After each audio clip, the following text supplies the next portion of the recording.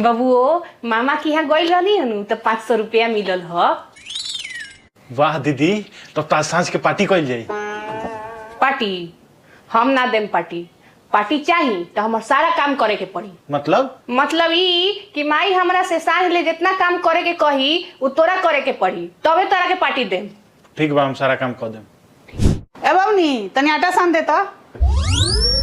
हम करेम। ए बाबूनी चल के बर्तन धो दे। हम करेम। ए बाबूनी झाड़ू लगा दे। हम करेम। दीदी हम तो सारा काम कर देले बानी, अब ले चल, भूख लागल बा, पार्टी दे। रोत क्या बड़ी दीदी?